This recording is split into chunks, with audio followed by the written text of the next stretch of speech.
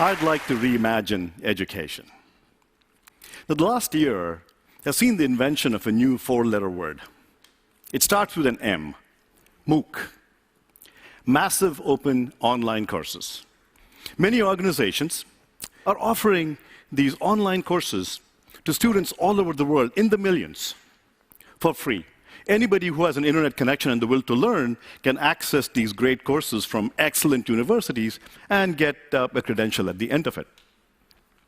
Now, in this discussion today, I'm going to focus on a different aspect of MOOCs. We are taking what we're learning and the technologies we are developing in the large and applying them in the small to create a blended model of education to really reinvent and reimagine what we do in the classroom.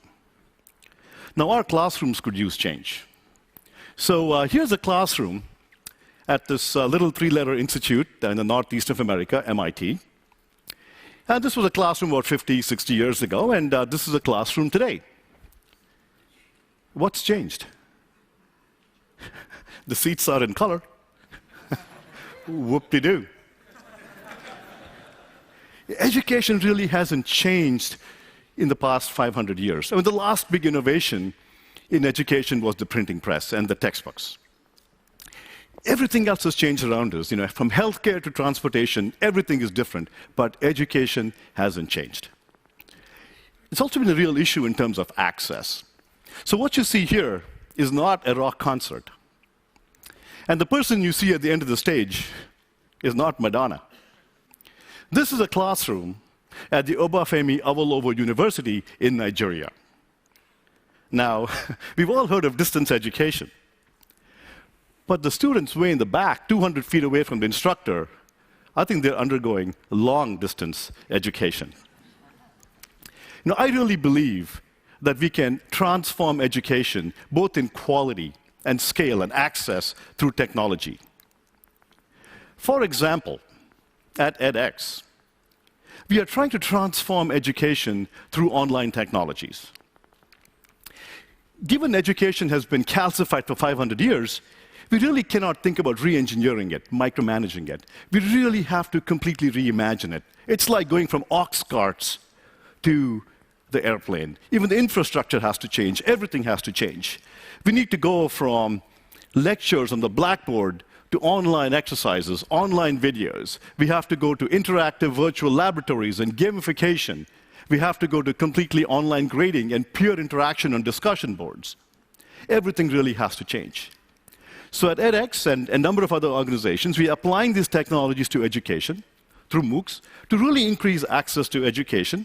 And you heard of this example where when we launched our very first course, and this was an MIT Hard Circuits and Electronics course about a year and a half ago, 155,000 students from 162 countries enrolled in this course. And we had no marketing budget. Now, 155,000 is a big number. This number is bigger than the total number of alumni of MIT in its 150-year history. 7,200 students passed the course, and this was a hard course. 7,200 is also a big number. If I were to teach at MIT 2 semesters every year, I would have to teach for 40 years before I could teach this many students. Now, these large numbers are just one part of the story. So today, I'm going to discuss a different aspect, the other side of MOOCs, take a different perspective. We are taking what we develop and learn in the large and apply it in the small to the classroom to create a blended model of learning. But before I go into that, let me tell you a story. When my daughter turned 13, became a teenager, she stopped speaking English. She began speaking this new language. I call it Teenlish. It's a digital language. It's got 2 sounds, a grunt and a silence. Honey, come over for dinner. Did you hear me? Silence. Can you listen to me? So we had a real issue with communicating, and we were just not communicating. Until one day I had this epiphany. I texted her. I got an instant response. I said, no, that must have been by accident. She must have thought, it's some friend of hers calling her. Then I texted her again. Boom, another response. I said, this is great. And so since then, our life has changed. I text her, she responds. It's just been absolutely great.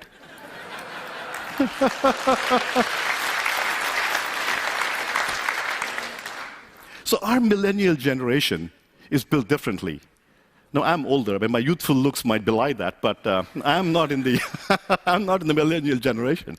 But our kids are really different. The millennial generation is completely comfortable with online technology, so why are we fighting it in the classroom?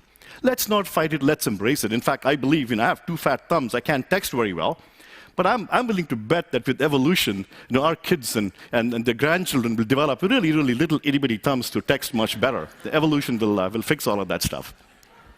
But so why don't we embrace technology, embrace the millennial generations, natural predilections, and really think about creating these online technologies, blend them into their lives. So here's what we can do. So rather than driving our kids into a classroom, herding them out there at 8 o'clock in the morning, I hated going to class at 8 o'clock in the morning. So why are we forcing our kids to do that? So instead what you do is you have them watch videos and do interactive exercises in the comfort of their dorm rooms, in their bedroom, in the dining room, in the bathroom, wherever they're most creative. Then they come into the classroom for some in-person interaction. They can have discussions among themselves, they can solve problems together, they can work with the professor and have the professor answer their questions. In fact, with edX, when we were teaching our first course on circuits and electronics around the world, this was happening unbeknownst to us. 2 high school teachers at the Sant High School in Mongolia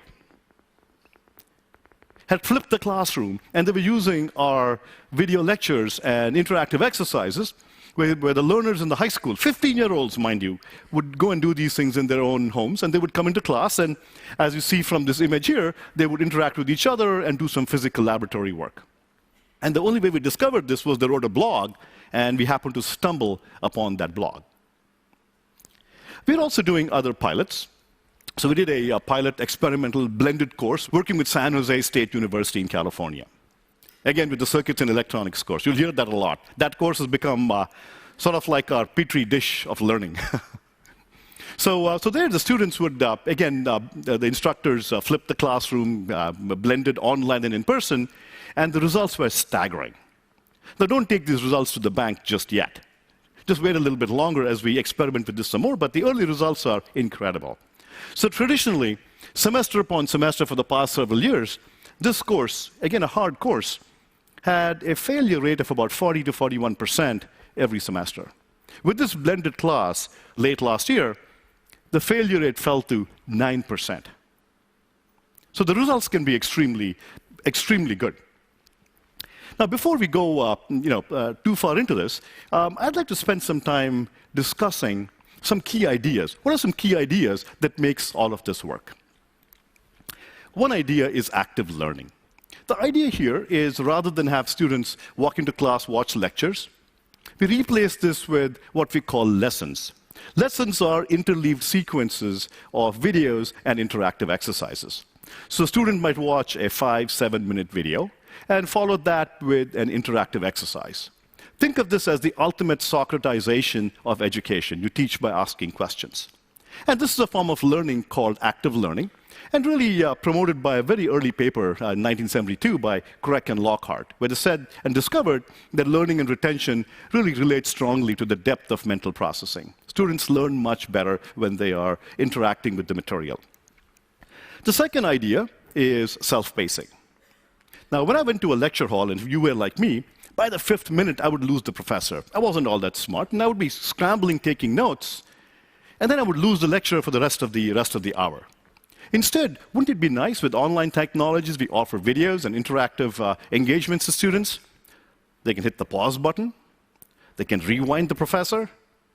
Heck, they can even mute the professor. So this form of self-pacing can be very helpful to learning. The third idea that we have is instant feedback.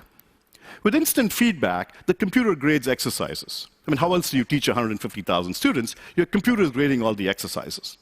And we've all submitted homeworks, and your grades come back 2 weeks later. You've forgotten all about it. I don't think I've still received some of my homeworks from my undergraduate days. Some are never graded. So with instant feedback, students can try to apply answers. If they get it wrong, they can get instant feedback. They can try it again and try it again. And this really becomes much more engaging. They get the instant feedback. And this little green check mark that you see here is becoming somewhat of a cult symbol at edX. Learners are telling us that they go to bed at night dreaming of the green check mark. In fact, one of our learners who took the circuits course early last year, he then went on to take a software course from Berkeley at the end of the year.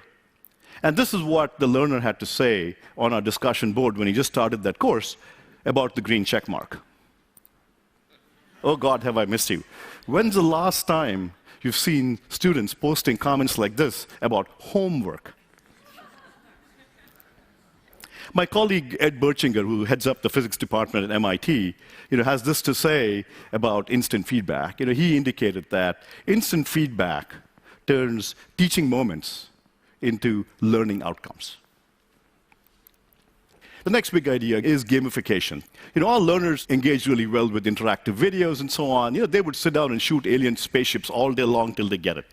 So we apply these gamification techniques to learning, and we can build these online laboratories. How do you teach creativity? How do you teach design? We can do this through online labs and use computing power to build these online labs.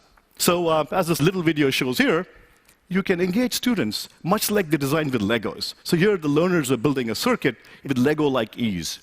And this can also be graded by the computer. Fifth is peer learning.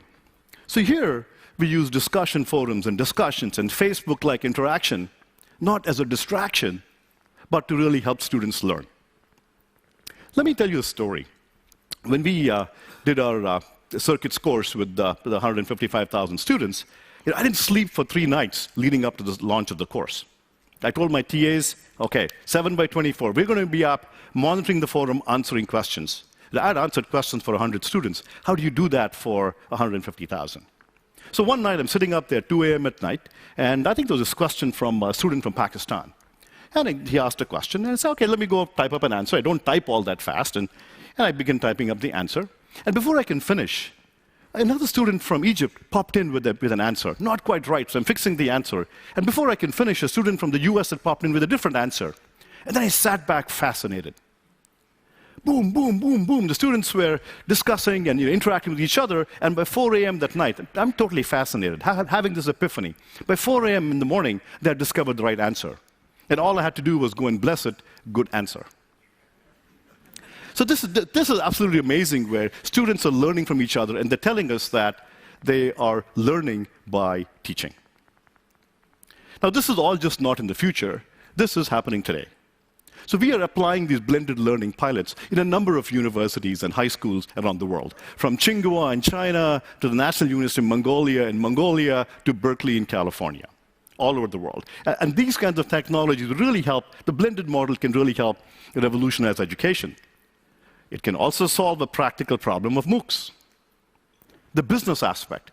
We can also license these MOOC courses to other universities, and therein lies a revenue model for MOOCs, where the university that licenses it with the professor can use these online courses like the next generation textbook.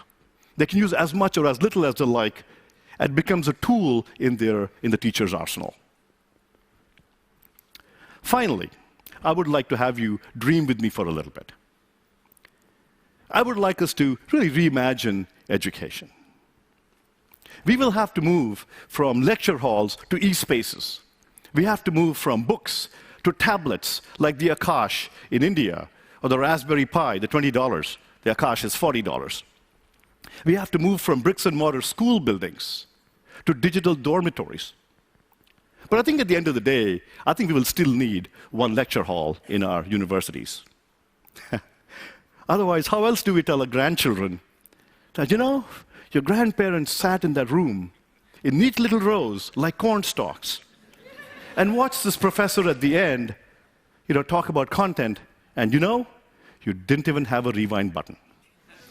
Thank you. Thank you. Thank you.